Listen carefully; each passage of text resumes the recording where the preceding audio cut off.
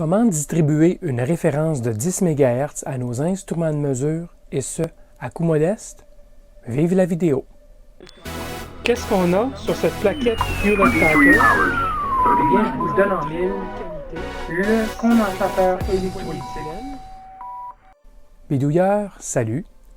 Au fur et à mesure que votre labose grossit, un défi se pointe à l'horizon.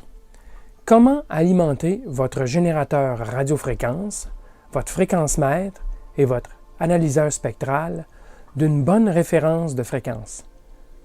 Votre signal de référence pourrait venir de l'un de vos instruments qui possède l'option de haute stabilité, par exemple, ou d'une référence 10 MHz pilotée par GPS. Qu'importe, comment distribuer cette référence aux autres instruments? En allant d'un instrument à l'autre, entrée, sortie, ainsi de suite, en cascade? Peut-être, mais tous vos instruments devront être alimentés pour que le signal de référence se propage. En plus, on ne sait pas l'effet de cette cascade sur la qualité du signal. Pas très commode finalement. Une autre possibilité est de diviser le signal en deux ou plusieurs sorties de façon passive en utilisant un diviseur comme celui-ci. Mais voilà, les sorties du diviseur n'auront probablement pas l'amplitude nécessaire pour alimenter adéquatement les entrées de vos références externes sur les instruments. N'oubliez pas qu'un diviseur à deux branches, comme celui-ci, composé d'un transformateur à l'intérieur, vous fournira des sorties dont l'amplitude aura 3 décibels de moins que l'entrée.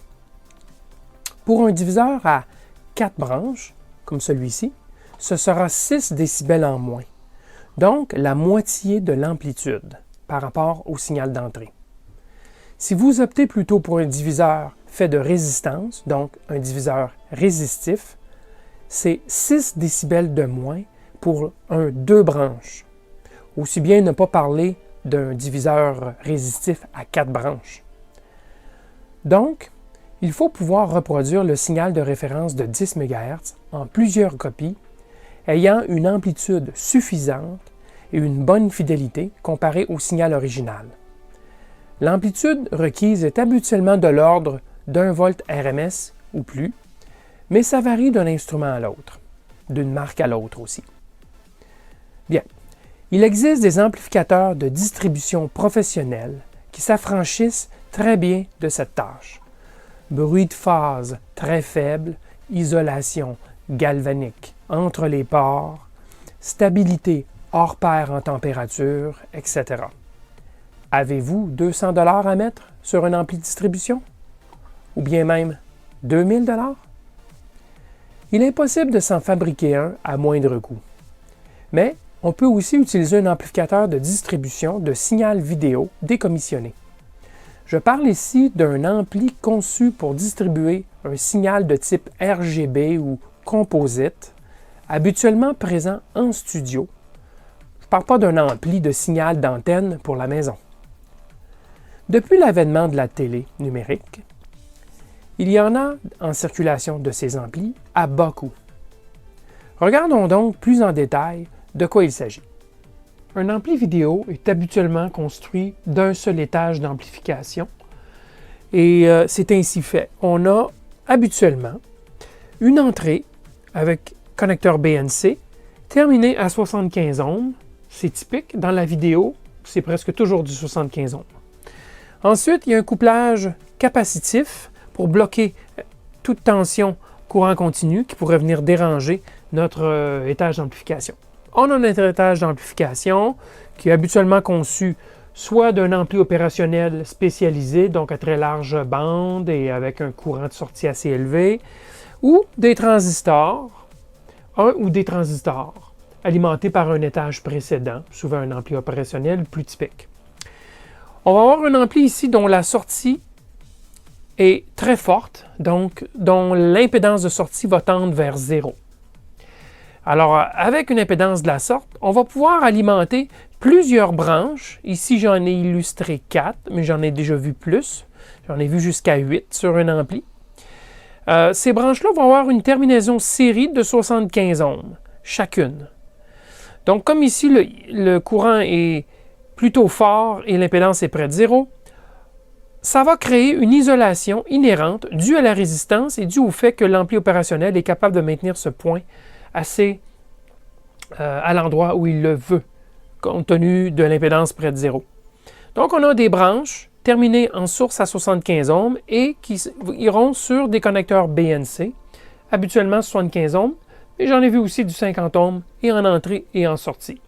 On dirait que ce n'est pas une absolue nécessité d'utiliser des connecteurs de 75 ohms. Alors, si vous avez des connecteurs 50 ohms, tant mieux. Les connecteurs BNC, on les connecte avec des câbles et on s'en va aux différents endroits où on veut distribuer notre signal vidéo. Ces endroits-là seront terminés aussi à 75 ohms. Donc, on a une impédance de 75 ohms jusqu'à la fin. Bon, alors ça, c'est bien beau. Regardons ici les caractéristiques qui ne sont pas visibles sur le schéma, mais qu'on peut décrire. D'abord, ces amplis-là ont une bonne fiabilité, donc un taux de distorsion assez bas, puisqu'on parle d'amplis commerciaux dans des studios, très souvent, et on doit alimenter aussi fidèlement possible les destinations. Donc, on aura une bonne fidélité sur l'amplification, en autant qu'on n'exagère pas, on ne pousse pas trop fort, évidemment. On aura une bande passante habituellement plus grande que 5 MHz. Notez que 5, ce n'est pas suffisant pour notre application ici, où aujourd'hui, les références ont 10 MHz. Donc, on voudra plus que 10, donc 30, 50 MHz minimum. Si on a un ampli encore plus élevé en fréquence, donc ce sera de très bas jusqu'à, mettons, 100, 200, 300 MHz, ça va, pas de problème. On aura un gain de compensation. Habituellement, on va peut-être donner une petite amplification de 2 ou 3, mais en général, pas trop de gain ici, peut-être même juste pour assurer une sortie égale à l'entrée, donc un gain unitaire. Il peut y avoir un potentiomètre sur certains amplificateurs pour ajuster un petit peu le gain. Et on aura des impédances d'entrée et de sortie de 75 ohms. Ça a été mentionné. En vidéo professionnelle, c'est 75 ohms, très rarement 50. Bon, alors comment modifier cet ampli pour en arriver à quelque chose qui pourrait être intéressant pour distribuer des références de 10 MHz, donc un peu partout dans notre labo?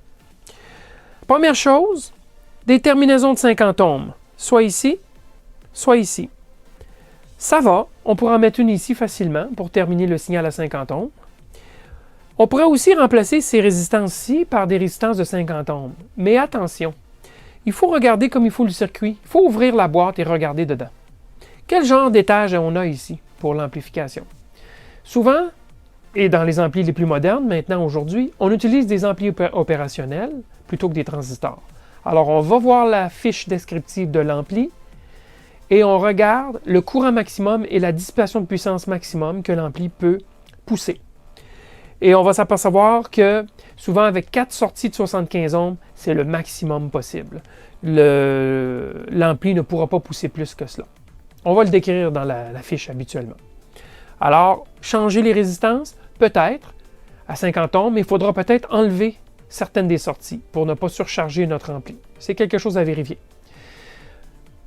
Donc, il y a cette possibilité, mais ce n'est pas la fin du monde si on ne le fait pas.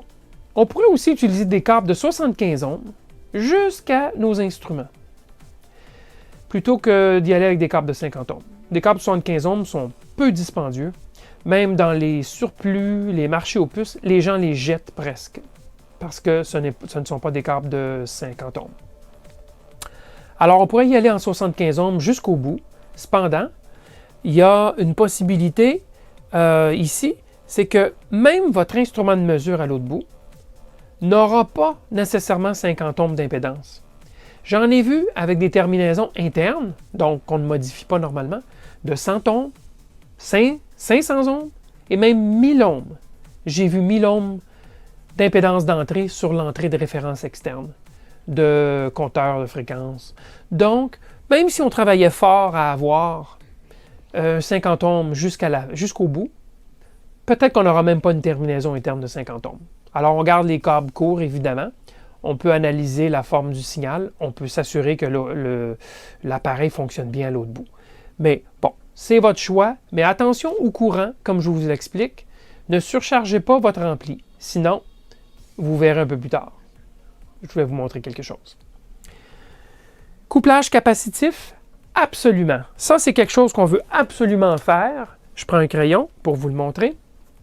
On a déjà un couplage capacitif en entrée, mais on veut absolument mettre un couplage capacitif, dis-je, en sortie.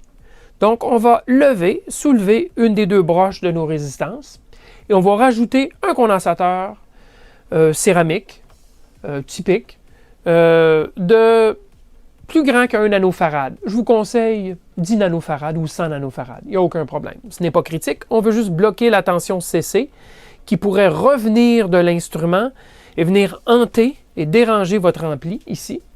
Dans le cas d'un ampli up, ce serait peut-être un peu moins grave, mais j'ai déjà fait sauter un ampli fait de transistor parce que j'avais injecté de la tension CC ici. Donc, un retour de tension CC. Alors, on rajoute des condensateurs. Faites ça absolument. Ensuite, des connecteurs BNC de 50 ohms, je vous l'ai mentionné. Si votre instrument a des connecteurs de 75 ohms, bon, ce n'est pas la fin du monde. Attention, vérifiez par contre qu'une fois que vous connectez des connecteurs BNC mâles de 50 ohms dans des connecteurs BNC femelles de 75 ohms, vous allez élargir la douille du connecteur femelle parce que physiquement, ils n'ont pas la même grosseur et donc, vous ne pourrez pas reconnecter par la suite des connecteurs mâles de 75 ohms dans un femelle 75 ohms sans trouble, sans problème. Vous allez avoir écarté la broche centrale. Alors, rappelez-vous, ils ne sont pas nécessairement compatibles, mais ça peut fonctionner, disons, un mâle 50 ohms dans un femelle 75 ohms. Allez-y doucement, ça pourrait fonctionner. Ce n'est pas l'idéal, cependant. Si vous pouvez les remplacer facilement, pourquoi pas? Ça serait l'idée, ça serait encore mieux. Mais je vous rappelle un autre fait, c'est que si on a une impédance de 50 ohms qui frappe une impédance de 75 ohms, ou l'inverse, on a un taux d'onde stationnaire ou un rapport d'onde stationnaire de 1,5 à 1, ce qui donne une réflexion de 4 de l'énergie. Donc, 96 de l'énergie va passer à l'interface et 4 va être réfléchi. Bien sûr, on fait des références ici de précision, donc on n'adore pas tellement les réflexions. Mais si le système est bien construit, on peut tolérer un peu de réflexion. Les systèmes parfaits, ça n'existe pas. Ça n'existe tout simplement pas. Alors 4 ce n'est pas la fin du monde. Bien sûr, si on passe de 50 à 75 à 50 à 75 plusieurs fois dans notre ligne, on va commencer à avoir beaucoup de réflexions. Mais si on a une seule interface et il y a une différence d'impédance, on peut probablement vivre avec sans problème. C'est ce que je fais moi ici si j'utilise un ampli de distribution vidéo. D'accord? Alors voilà, ça fait le tour. Maintenant, allons voir ce que ça a l'air à l'intérieur des amplis de distribution. Et je vais vous en montrer deux types. Donc voici un exemple d'ampli vidéo à large bande qui peut être utilisé pour distribuer des références de temps. Donc une référence de 10 MHz par exemple, ou 5 MHz, ou même à fréquence plus élevée. Celui-ci, c'est un Altinex DA1804. Et on voit, par la description, on nous dit que c'est un ampli vidéo de distribution de 350 MHz de largeur de bande. Donc déjà là, ça nous donne un bon indice que c'est un ampli linéaire, fort probablement linéaire, de l'entrée à la sortie. Donc il va multiplier par 4. Et donc, qui est un potentiel pour faire de la distribution de référence à 10 MHz. Si ça avait été, où on nous avait parlé de signal de synchronisation, par exemple, vidéo, donc les trois couleurs RGB, vert, rouge et bleu, là, on aurait dit, avec ça, ces trois signaux-là, c'est correct, mais s'il y avait eu le signal de synchro, vertical ou horizontal, d'autres signaux, ces autres canaux-là n'auraient pas été utilisables, mais le R, G et B l'auraient été. Ce sont, à ce moment-là, trois entrées dont l'amplification est linéaire. Alors ici, on a un exemple d'un ampli de distribution générique, donc une entrée, 4 sorties. Et c'est alimenté celui-ci par une prise murale, donc avec un connecteur coaxial et un adaptateur mural de 9 volts dans ce cas-ci.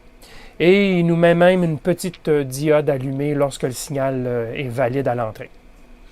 Donc, on va l'ouvrir, on va regarder en dedans pourquoi cet ampli-là est un bon potentiel pour faire un ampli de distribution de référence. Alors ça, c'est l'allure générale de l'ampli à l'intérieur. Et on a, comme on se serait attendu, un connecteur d'entrée. Il y a le circuit ici d'alimentation et un premier étage de détection du signal. Et notre ampli, qui est un AD8001, qui est un ampli de large bande, conçu, entre autres, pour pousser de la vidéo. Et on a nos 4 sorties, ici. Dans la plaquette originale, on avait 4 résistances de 75 ohms. Je les ai enlevées et j'ai mis 4 condensateurs debout et 4 résistances, les mêmes 4 75 ohms. Je vous le montre de plus près.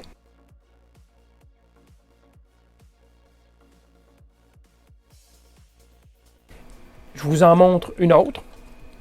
Un autre exemple, c'est une carte de distribution de signaux vidéo, encore une fois. Celui-ci, c'est un vidéo, donc à 8 sorties, amplificateur de distribution à 8 sorties.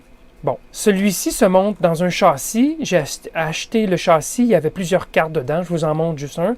Il y a une tonne de connecteurs BNC à l'arrière du châssis. Mais l'intérêt, c'est de regarder chacune de ces cartes et voir si on peut les modifier. Alors, si on regarde, on a ici, à la sortie, un amplificateur vidéo. Si on regarde la puce, on va s'en apercevoir, avec un étage d'amplification discret, donc de pièces séparées, non pas un circuit intégré. Alors, on a ici fort probablement une configuration en push-pull, OK? Donc, 2 transistors qui s'occupe de tirer 50% du temps vers le haut et l'autre 50% du temps vers le bas.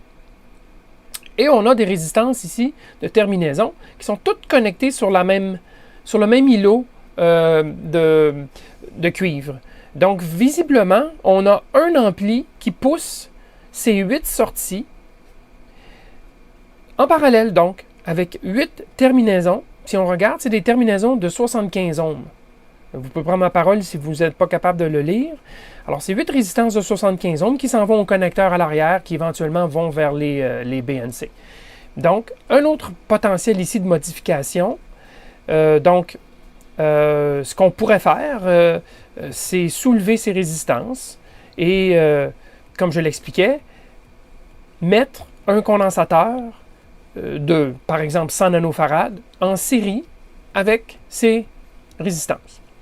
Maintenant, il faut toujours se douter que si on met des signaux de 50 ohms plutôt que des signaux de 75 ohms, qu'il pourrait y avoir surcharge de cet étage d'amplification. Parce que c'est normalement fait pour pousser dans une terminaison de 75 ohms. On a une terminaison de source de 75 ohms ici, et on va avoir une terminaison à la fin, à l'autre bout du câble coaxial, de 75 ohms aussi.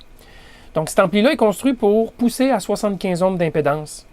Mais si on va le terminer avec des terminaisons à 50 ohms, il faudrait mettre moins que 8. Donc, on peut faire le calcul, mais on va s'apercevoir que si on met 8 signaux terminés à 50 ohms, on va surcharger l'ampli ici. Alors, on devrait peut-être tomber à 5 ou 6, mais probablement 5 ou 4 même. Ça serait plus sûr de dire on ne poussera pas plus que 4 sorties à partir de cette carte-ci. Bon, alors... Maintenant, je vais vous montrer ce qui peut arriver lorsque on exagère un petit peu sur un ampli puis qu'on n'a pas totalement vérifié son fonctionnement. Alors, je vous montre une carte ici que j'ai modifiée. Alors, j'avais fait une modification. J'avais remplacé les résistances de 75 ohms par 4 résistances de 50 ohms, plus un condensateur de 100 nanofarad en série. Donc, j'ai fait comme un petit pont, tout simplement. Donc, bingo, tout était beau. Alors, j'ai connecté ça dans mon châssis et tout fonctionnait bien. Vous voyez, je pouvais potentiellement pousser 8, mais j'en ai juste mis sur 4. Donc, pour ne pas exagérer la charge sur l'ampli de sortie. Et croyez-le ou non, dépendamment de ce que j'ai connecté ici, alors il y a un des appareils qui est extrêmement exigeant en fait de charge. Je ne sais pas c'est lequel. Mais à la longue, il y a eu surchauffe de résistance ici et ici, en montage en surface. Surchauffe à un point tel qu'elles sont tombées, carrément, dessoudées et tombées. et ça sentait la résistance chauffée et la plaquette chauffée. Donc, la morale de cette histoire, c'est que ce n'est pas nécessairement parce qu'on déconnecte 4 des 8 sorties qu'on va être bon pour pousser 50 ohms nécessairement. Donc, je vous avise de faire très attention. La première chose et la plus simple qu'on peut faire pour se donner une idée de la qualité de notre signal d'amplificateur de distribution est de l'écouter avec un récepteur HF en mode bande latérale unique ou SSB pour savoir si la tonalité est pure ou pas.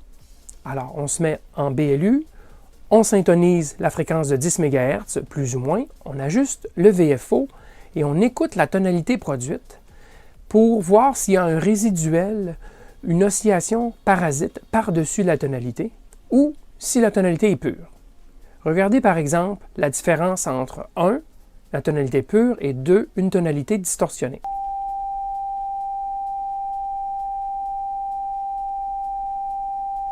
C'était la tonalité pure, voici la tonalité distorsionnée.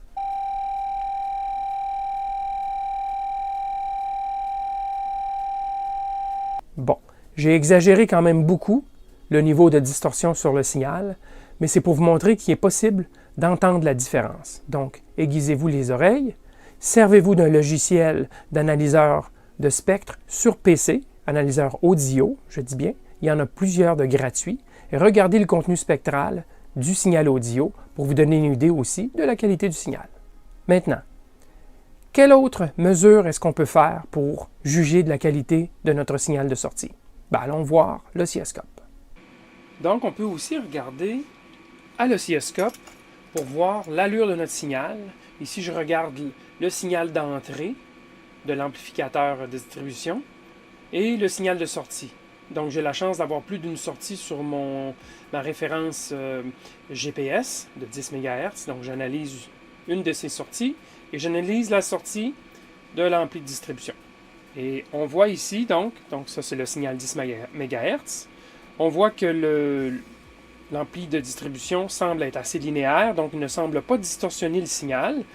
On a donc notre signal d'entrée qui est une onde carrée et la sortie qui est, semble-t-il, assez fidèle finalement à l'onde d'entrée. On pourra faire une superposition des deux ondes pour vérifier cela, mais on voit bien que c'est le cas. Bon, il y a évidemment un peu de réflexion à haute fréquence. Si ça c'est 10 MHz, on peut s'attendre à si on voit l'oscillation comme à peut-être 200 MHz ou quelque chose comme ça. Ce n'est pas excessif, mais ça semble bien effectivement la référence GPS qui a un peu de difficulté à fournir une onde carrée, vraiment carrée. Donc, c'est toujours plus difficile de travailler avec une onde carrée qu'une onde sinusoïdale, bien sûr. L'onde carrée a un contenu spectral très large, on va le voir tout de suite après.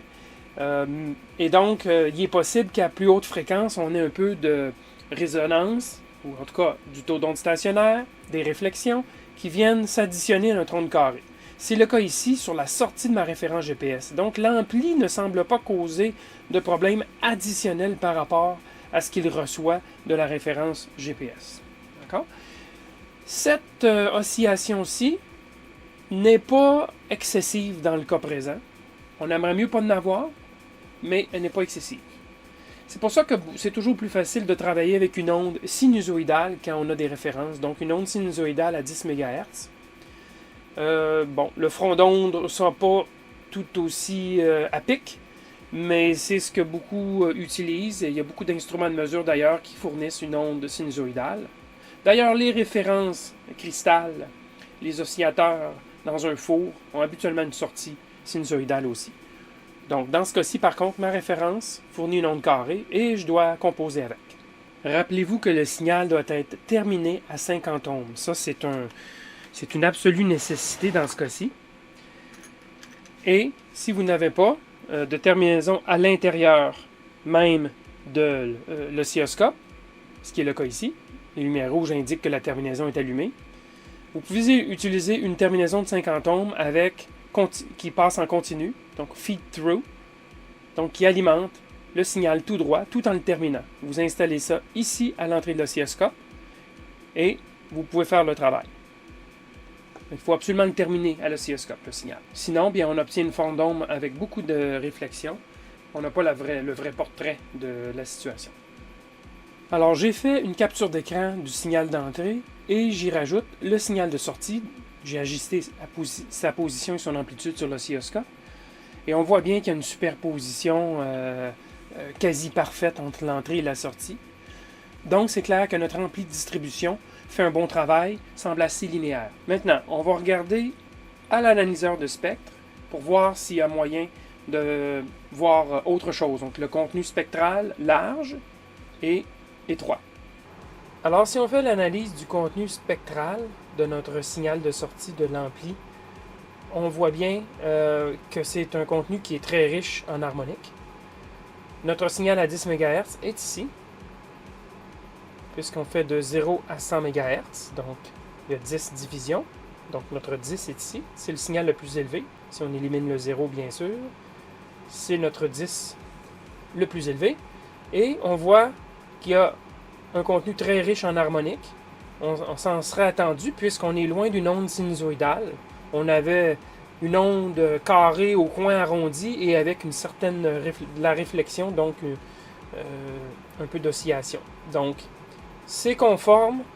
On voit qu'il y a un contenu harmonique à 5, 15, 25, 35, 45 et ainsi de suite, mais c'est très faible comparé à notre signal fondamental.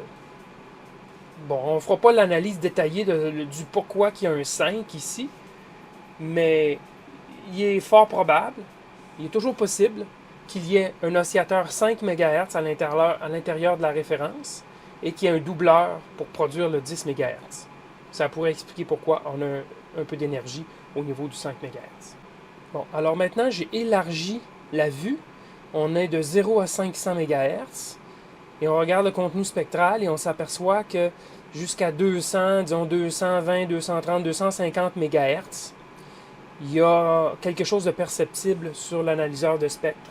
Et que passé ça, ça tombe dans le bruit pour l'analyseur de spectre et c'est beaucoup trop petit de toute façon pour s'en préoccuper. Donc, on s'attendait à un contenu spectral riche. On l'a vu de 0 à 100 MHz. Et on a vu par contre que passé 100 MHz, ça semble tranquillement mourir. C'était attendu compte tenu qu'on a un ampli de distribution qui n'a pas une largeur de bande infinie. Donc, tranquillement pas vite, son gain diminue en fonction de la fréquence.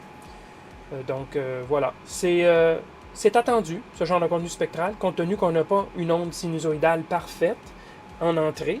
Donc, notre référence, 10 MHz, ne fournit pas un signal sinusoïdal parfait. Et même, on est loin de là. Le but est de fournir pour cet appareil une onde assez carrée. Donc, c'est pour ça qu'on a un contenu spectral très riche. Maintenant, si on fait l'analyse spectrale, mais cette fois-ci très proche de la porteuse, de notre signal 10 MHz. Alors, je suis centré à 10 MHz présentement. Et je regarde 1 kHz de large. Cet appareil me permet d'aller extrêmement proche parce que je peux sélectionner une largeur de résolution du filtre descendant jusqu'à 0,1 Hz. Là, j'ai mis 1 Hz présentement. Alors, c'est l'avantage de cet analyseur de spectre, c'est qu'on peut regarder de très très près la porteuse et le bruit de l'oscillateur en question. Naturellement, ça, c'est la sortie de notre ampli de distribution. D'accord? Alors, qu'est-ce qu'on voit? On voit notre porteuse qui est très très forte. D'ailleurs, elle se termine juste ici, juste au-dessus de la ligne la plus haute. Et on voit un signal quand même très typique d'un signal très acceptable, très correct. En tout cas, je ne vois rien de particulier à ce signal. Il y a des légères petites pointes. Il y a une jupe, évidemment, ici. C'est normal. Très près, c'est normal qu'il y ait une légère jupe. L'oscillateur n'est pas parfait. Le cristal n'est pas parfait. Et on va toujours voir un petit peu de modulation très, très près. Alors là, on va faire une analyse, mais j'ai mis 200 Hz de large. Pourquoi? Pour regarder le bruit, entre autres, à la fréquence du secteur, donc 60 Hz ici en Amérique du Nord. On s'aperçoit qu'il y a un léger petit pic, une légère petite pointe, c'est 20, 40, 60 de chaque côté, 3 barres de chaque côté. C'est notre 60 Hz. Il y a peut-être un petit quelque chose. Oui, en effet. Mais c'est très petit. Voyez-vous, on l'a un petit peu ici à gauche et à droite. Donc, il y a un petit peu de fréquence du secteur qui vient moduler notre signal de l'ampli, mais c'est extrêmement faible. J'ai déjà vu beaucoup pire que ça. On pourrait avoir carrément une petite barre ici puis une petite barre ici. Alors, dans ce cas-ci, par contre, c'est extrêmement faible. Il y en a une, mais c'est très faible. Donc, c'est une autre façon de vérifier la qualité du signal de sortie pour être certain qu'il n'y a pas de fréquence de secteur qui galope sur notre signal de 10 MHz. Et aussi, on voit que la forme générale du signal est très très acceptable. Je pourrais aller avec une résolution encore plus petite. On va voir qu'est-ce que ça peut donner. J'ai mis maintenant une largeur de 50 Hz et une résolution de 0,1 Hz au niveau du filtre qui balaie. Donc, on voit ici, il y a donc un contenu spectral non harmonique, c'est évident. On a un oscillateur et on a des jupes de chaque côté. Et donc, on regarde 25 Hz et 25 Hz. Et il y a un contenu spectral, ce qui est tout à fait normal. Mais rappelez-vous que c'est 10 décibels par division au niveau des lignes verticales. Donc, on parle de 70 décibels plus bas pour les premières pointes ici. Donc, l'idée, c'est de regarder pour voir le contenu non harmonique, vérifier qu'il n'y a rien qui est vraiment gros et qui pourrait venir perturber la qualité de notre signal. Donc, ici, il semble que tout soit correct. Il n'y a rien d'évident, donc il n'y a rien de problématique. Je voudrais que ça soit clair. Les puristes vous diront que seul un ampli de distribution de référence conçu pour cette tâche est acceptable et rien de moins. Et ils n'ont pas tort, mais tout dépend du genre d'essai que vous faites et du type d'instrument utilisé. Pour 99% d'entre nous, bidouilleurs, l'ampli vidéo fera un travail adéquat. Vous n'y verrez que du feu. Il fera un bon travail à condition de ne pas le surcharger en entrée ou en sortie. Aussi, attention au court-circuit sur les sorties. Pour vous en procurer un, cherchez sur eBay, au marché aux puces et foires d'électronique ou au magasin de surplus d'électronique. Prenez le temps de vous documenter sur le sujet. Sachez ce que vous recherchez en fait de bande passante, d'amplitude de sortie et de nombre de sorties désirées. Vous ne devriez pas dépenser plus de 40 $ pour un ampli de distribution vidéo usagé. Alors voilà, j'espère vous avoir convaincu de cette possibilité. Comme toujours, faites-moi part de vos suggestions et commentaires, ça me fera plaisir d'en faire suite. À la prochaine!